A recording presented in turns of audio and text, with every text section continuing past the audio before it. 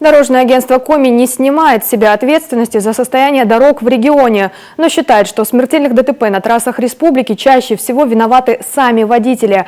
Об этом в интервью нашему телеканалу заявил руководитель ведомства Эдуард Слабиков. Его слова подтверждают и результаты расследований серьезных аварий, которые, кстати, происходят как на разбитых, так и на хороших дорогах. Любовь Лапина подробнее. Дисциплина водителей – вот на что сегодня нужно обращать особое внимание, отмечает руководитель дорожного агентства Коми Эдуард Слабиков. С начала года в республике произошло достаточно много ДТП со смертельным исходом, и практически в каждом случае виноваты водители. Свои же обязательства в плане безопасности дорожного движения регион выполняет. За 3 года на профильную региональную программу регион потратит 600 миллионов рублей. Эти деньги пойдут на барьерное ограждение, разметку, обустройство пешеходных переходов и остановок. Речь идет в основном о дисциплине все-таки водителей, вот в первую очередь. Потому что, общаясь с коллегами с других, например, стран, понимая, что так, как проводится обучение в Российской Федерации, недопустимо на сегодня при той интенсивности движения, которое у нас сегодня есть.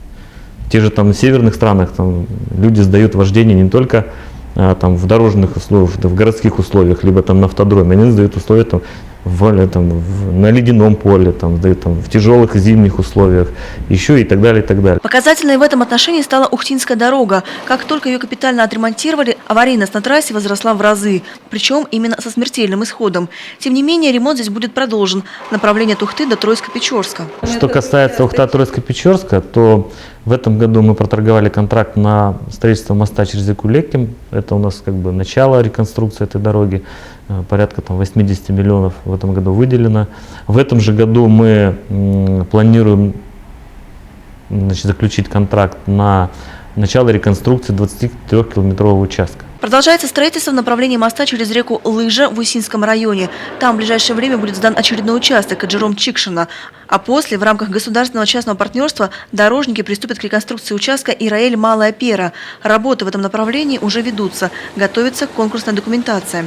А вот вопрос по Воркуте пока остается открытым. Заполярье с большой землей дорожным полотном, видимо, будет связано еще не скоро. В далеких планах и вообще в развитии транспортной стратегии Российской Федерации мы всегда выдвигаем предложение по строительству этой дороги. Но если подходить реально к этой ситуации, без федерального финансирования мы эту программу не осилим. Достаточно большая протяженность, большие проблемы со строительством. Поэтому здесь мы только рассчитываем на какую-то федеральную поддержку.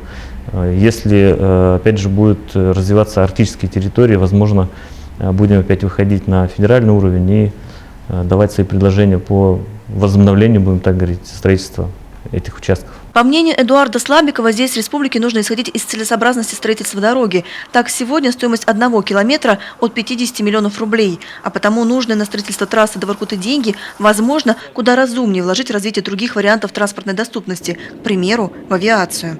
Любовь Лапина, Владимир Шишкунас, телеканал Юрган.